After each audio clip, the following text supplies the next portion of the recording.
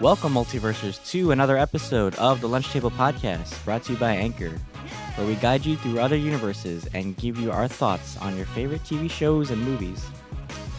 Today's episode, we are diving once more into episode 8 of Marvel's What If that just dropped on Disney Plus, and I gotta say, it's a crazy one. Joining me for this discussion, of course, is the watcher of Netflix shows himself, my co-host Akram. What's going on, man? I'm very good, Dylan. How are you? How's everything? This episode's crazy. Yeah, man, it was crazy. I didn't expect it to be this. It was kind of violent too, like the way they handled a lot of like deaths in this show. It's so like I thought I thought after Party Thor the dark or like the graphic level would tone down a bit, but I guess it just scaled back up to a 10. So, but I enjoyed this episode. What did you think of it? Yeah, I definitely agree. That's so funny that now, and I feel like the last episode 9, will actually be like really cataclysmic in some way. But yeah, no, this episode, the animation actually was definitely like a highlight for me too. Just like the visuals, you know what I mean, like that Ultron ship thing. I love this episode. It was really all action. It was just such a fun episode. And it was all like just show, right? Don't tell, just show. And I like that. That's what I mentioned before. It's like show, don't tell. And like especially with like animation imagery, sometimes imagery most of the time actually conveys the story or propels it forward. So I felt like this definitely worked. I loved the design from like Vision Ultron. I like the redesigns for like Clint and Natasha. And yeah, I can't wait till this crosses over to episode 9. I'm a big fan of this episode. This episode definitely had a kind of like a continuity going for it. Like every other episode kind of was like its own thing, like another episode of the week. But this definitely is like establishing like canon amongst all the episodes. So I did really like seeing that wasn't James Spader's voice for Ultron. Do you know who the actor was? Yeah, so that was actually the voice of Red Skull. So Ross Oh shit. Marquand. Yeah, he's from Walking Dead. Great voice actor. Has plenty of voices in him. He's also in Invincible as Immortal. That'd be so So funny if like he showed up and like Nat's there and he's like Lipschen. He just starts speaking like German or some shit. Like, I mean, here, like, I don't know. I felt like, well, it's still supposed to be Ultron. I mean, he did a well enough job, but it just sounded like a lot like, Smith from The Matrix. You that's know so what I mean? Like funny. that type of, Yeah. like Mr. Anderson. Mr. Yeah, and then like all those Ultron bots are Right. just like clones of like Smith or whatever. It just makes so much sense. But yeah, he did a great job. I feel. It's weird to see Vision not have Paul Bettany's voice. It was. I was kind of like expecting like Yeah. maybe they were gonna do like a weird like auto fuse thing where it's like Paul Bettany's voice and then the other actor's voice like infused together. Um, but I mean it still worked out fine. He was definitely like menacing the whole episode. Definitely terrifying. I mean he fucking boxed the Watcher, so he's definitely a problem. And he filleted Thanos. So when I saw that, I was like, Yeah, I that was was like, crazy. what the Yeah. fuck is this? I was like, holy shit. Like Yeah. What if has some gory Thanos moments? didn't even have time to talk, and he filleted this motherfucker. I'm like, God damn. Should have just had like Ultron from the beginning, like kept him alive somehow. You know, it's funny. Like he Infinity filleted him War. perfectly, so he was still balanced technically, as all things should be. That's so funny. I didn't even think Perfect about split. that. Just Yeah. like Wow. I mean, there you go. That's some semiotics right. for you. That's so funny that you mentioned that. Yeah. But yeah, seeing Nat and Clint like as humanity's last hope, I thought that was really interesting because everyone kind of like still thinks of them as like the B team of the Avengers, because they're not really the heavy hitters. But at the end of the day, they're still Avengers, right? And even though Hawkeye got buckied, um, he was still putting out work, man. Like those arrows, he was fucking like just in that last one with the grenade. I thought that was so like it's so tragic to see him like go through that again, like like even after Endgame, but he still lost his family like in this Well, episode. that's so reminiscent to the sacrifice that Natasha made, right, in Mhm. Endgame. So here it's just a parallel of like he's gonna do the sacrifice, right, and it was so badass the way he did it. So I love that. Yeah, Um, that's so funny that you mentioned that because Nat was the one that sacrificed in Endgame, yeah, so yeah. now I guess it's Clint's turn. But yeah, that was definitely and seeing Arnim Zola again was pretty cool. I always love when they find ways to use him because he's a Toby Jones voiced him, correct? Yes, yeah, and he has a robot body I finally, know. right? Everybody like, I wanted to see that He's design, finally an and I guess, automaton. yeah, I mean, that's great that What If see, that's the cool thing about doing a spin-off show sometimes, you can see, like, different renditions of characters, right, that you never Mhm. thought you would see in live action or whatever, and it's here. Yeah, Yeah, it that's would have really been cool, cool. like, to see, like, when he's in the Ultron body, but the head is cut off, and then somehow he's, like, still in the stomach, like how he is Oh, in the that would've been comics. interesting, yeah. Yeah, that would have been cool Yeah, to yeah, see. yeah. Um, but yeah, so what else did you think about this episode?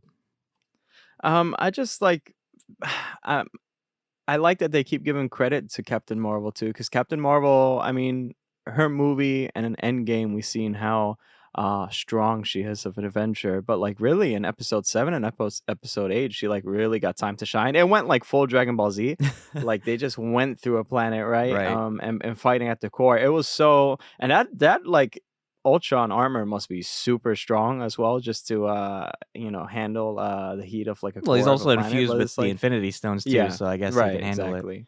And Exactly. bringing that point up, I feel like there's like continuity errors with this show. Mhm. Because I don't understand how like I get like he was powerful because of the Infinity Stones and he was able to wipe planets out. But how the fuck was he able to hear like the Watcher or cross like entire universes? That doesn't make sense because if we're following the the canon that Loki set, right? Um apparently like the Infinity Stones like don't matter in the multiverse. So it doesn't make sense. I think that's like a plot hole, or maybe just like the writers for each show were kind of like doing their own thing and they just didn't coordinate it well. Um, That's a great point. but yeah, it just doesn't make sense to me that he got that powerful that he could cross entire universes. I mean, it's interesting to see that like how big a threat he is. Um, but it's just weird seeing that plot hole. I don't know. That's really interesting because I guess one thing I could say to rectify that would be, again, he's not like a normal human being or any other being. He's like using computing power, so maybe in a way he's really is like a better god as Thanos wanted to be one. He's a better god than Thanos would be, and he's using a space stone and reality stone. But yeah, again, like that's such a great point. It's funny because in every promo trailer we see for like the next episode, they always show a timeline. I never understood that, right? Because this is about the multiverse, not about the timeline, right? And so I always felt like, now that you mentioned that, it's like it is weird. I wonder if that's gonna tie in. Like the last promo is actually gonna zoom out and it's just gonna show like all the episodes, and it's like, oh, this is like in a branching universe, something like that. I don't Like, know. is it still that Um, ring like around like Kang's castle? Like, is it still that single timeline, mhm. and it's just like branching out? I don't know. It's just You interesting. know, that well, it's all about timing too with releases, right? Sometimes it gets a little muddy. For example, Doctor Strange 2017 and Far From Home, that apparently I think Doctor Strange comes after Far From Home or something like that. It's like weird, but the timing of What If, the release, was after Loki, right? Season finale. So it could be something connected to that. Again, this is about multiverse, right? I don't see how this is really about the timelines, because every multiverse will, like, hypothetically, every multiverse would have their own timeline, right? It's not just Or vice versa, every um timeline creates a multiverse. right. So it's just interesting. Oh, okay, so there you go. Yeah. Yeah, yeah, yeah. I don't know. No, but like, going back to that, or like with Captain Marvel, that was cool. Uh and yeah, I mean, the Watcher too. We got that's a big highlight. I mean, the Watcher's like really OP when he comes to think about it. He's like, we don't see what we do. We have like a handful of like the most powerful characters, and now we have the Eternals, right? Mhm. And the Watcher is one of them. And I love seeing the Watcher can handle his own, Mhm. and just that armor change. Oh, and then also seeing like where he's actually placed in, right? Where is he watching all of this? He's not just in space. He's like in between like different things. You know what Mhm. I mean? It's kind of like looking at through what do you call it? Pane glass or whatever you call it. Like those churches have, right? And they're like different colors or whatever. It's like Mm. peering into each universe, and that's so cool. That visualization. Kind of remind me of Doctor Strange. What was that room called? Where like it's like that crystal thing where like no one could touch you or something like that, I or forgot. anything you do I in know what you're there. talking about though, but yeah, Yeah, so it kind of reminded me of that. But like the whole and the battle, just like going through each punch was like going through each different different like universes, right? universe.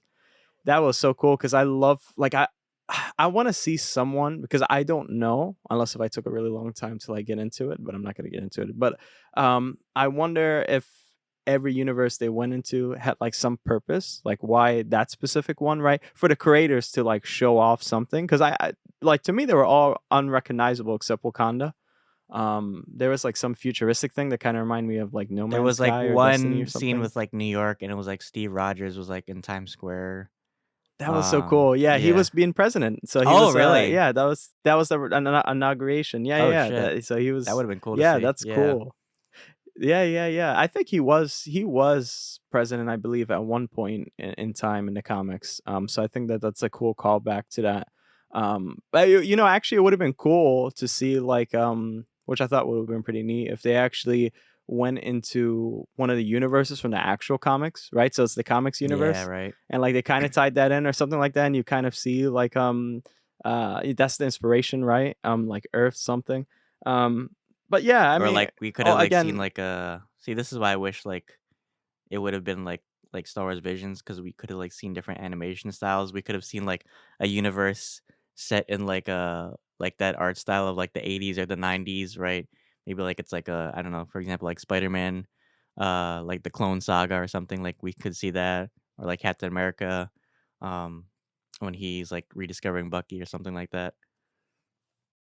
yeah, good point. I mean, well, yeah, I would have liked Star Wars. I mean, I would have liked the animation style, especially for What If. I don't think they're gonna ever change it though. I mean, but it like, um, the animation does work. Like in this episode, it worked out beautifully. I felt like it was really like a highlight here. Actually, Party Thor was actually a highlight for me too, because this animation really lends way. It really highlights, which is funny that I say highlights that the lighting, right? But yeah, episode's really cool. The ending was cool too. Like I'm glad that we do get a confirmation that each episode is not a one-off, right? Each episode, there's a purpose for each character because they will team up. We did see it in a mid-season trailer, and there was a leak about like each episode and like what's gonna happen at the end.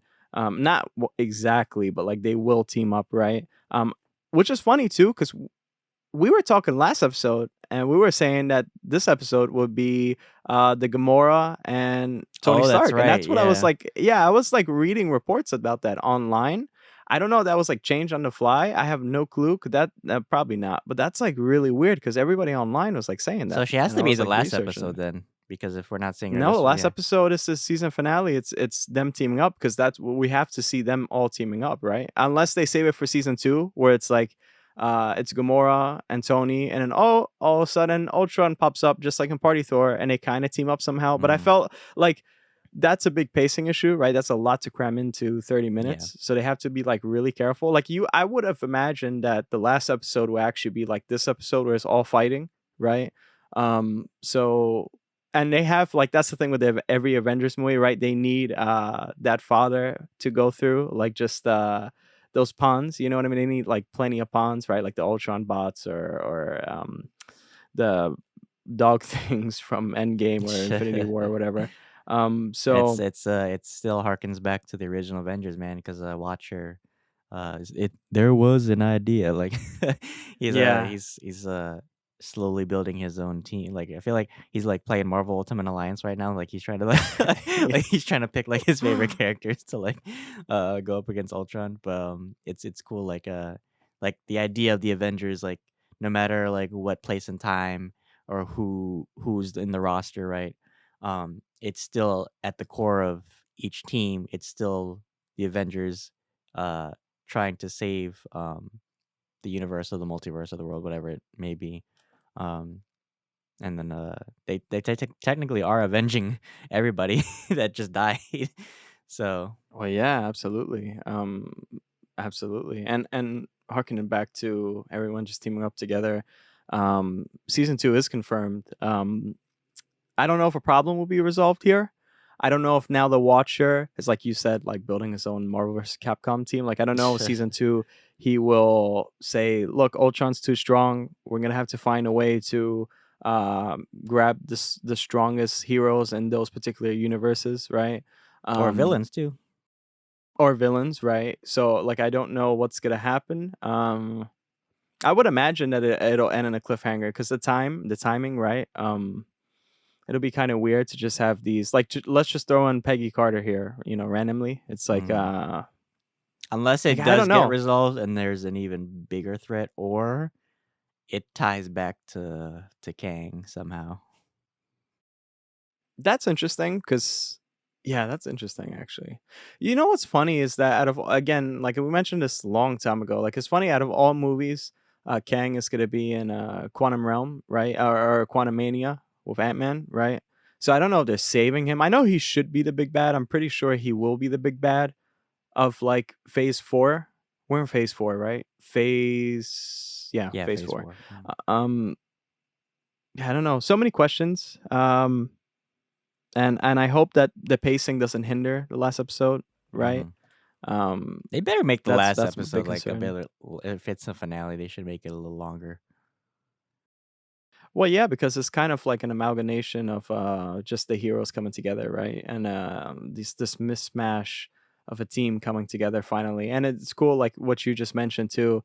It's like their personalities like just brings them back as Avengers, and it's so funny, like in this type of setting, right? They still will like form up to fight a villain that has Infinity Stones, right? I mean, so yeah, and really important too. If what if really kicks off well and everybody's loving it and stuff like that. I wonder if like some of the villains or any character will cross over into live action because that's what they said in Disney Plus. Like this will, it'll complement the movies and shows, right? Um, or vice versa. So it's like I don't know. I mean, it just Yeah. depends. Like whose contract is up, who's not. Like obviously, I don't know if they could bring Cap or Tony back, like a variant of them. Maybe Natasha. I don't know because she's. I mean, she's kind of done right with Disney, especially like after the lawsuit. So I can't imagine she'd come back. It just depends, but yeah, I would love to see like the variants cross over into live action. I think that would be like a cool tie into that universe rather than having it be its own thing because it is technically canon, but sometimes just seeing it like live action just confirms, oh, this happened too,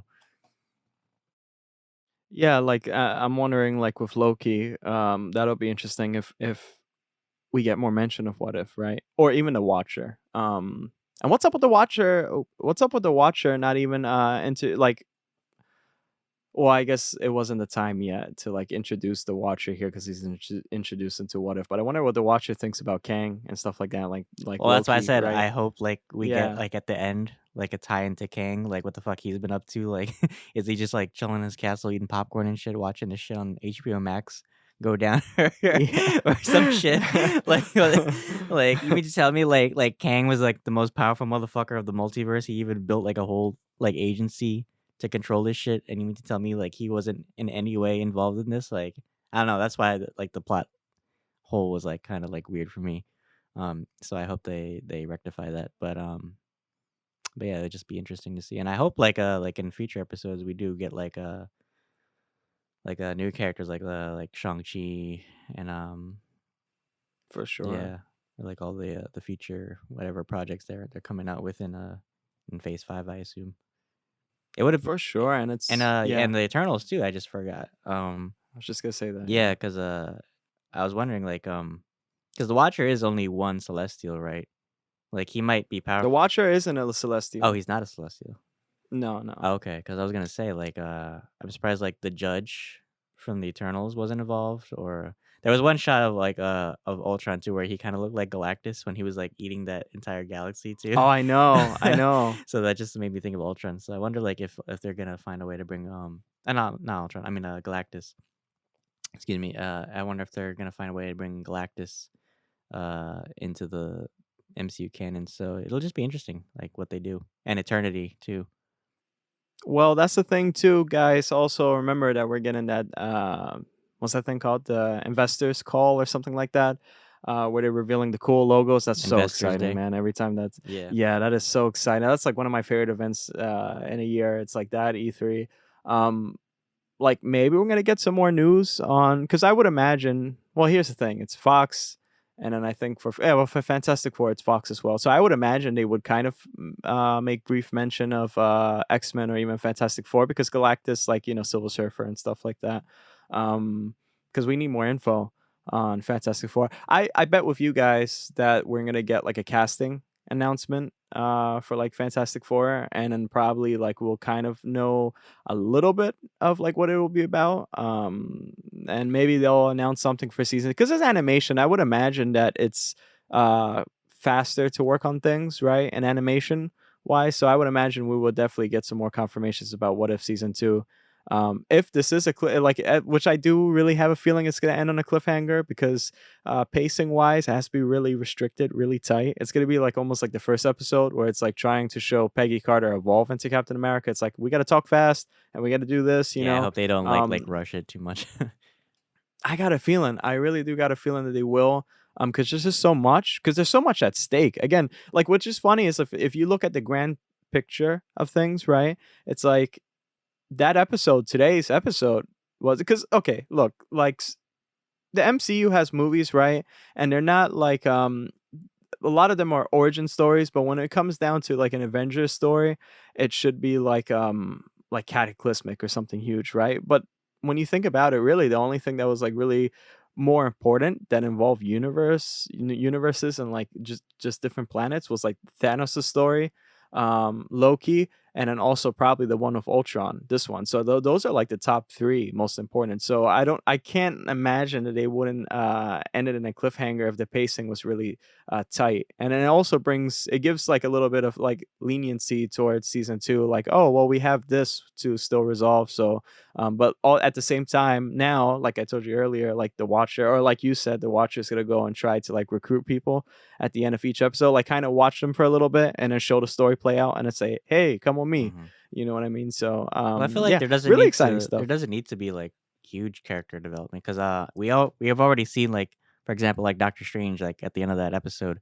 um you can tell like he's learned his lesson now, right? He's become like a better person. That's why he's willing to help.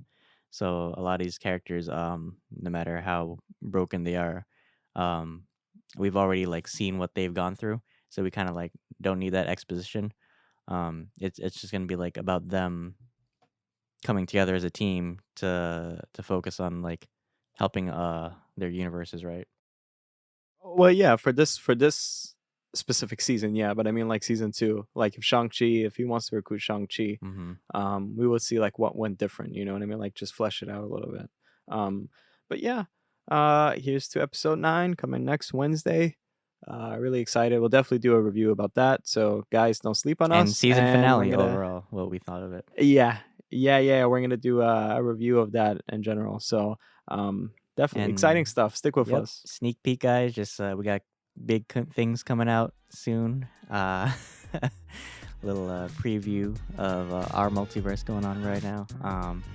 So we will be getting video soon. Just keep an eye Hey. out.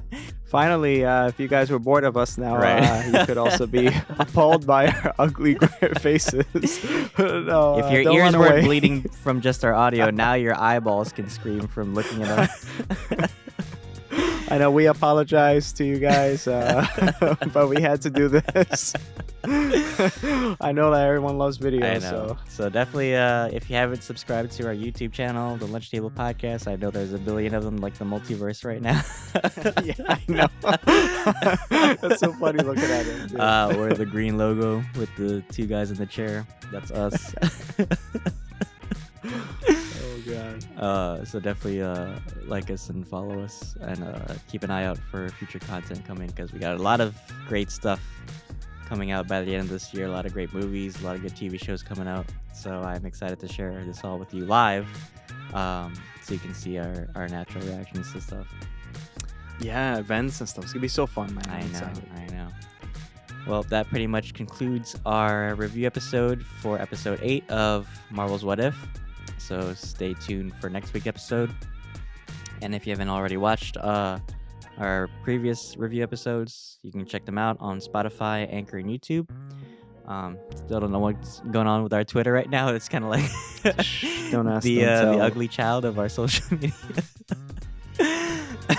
But Oh gosh. you can check out our other socials, which are tagged at the end of this video and in the description.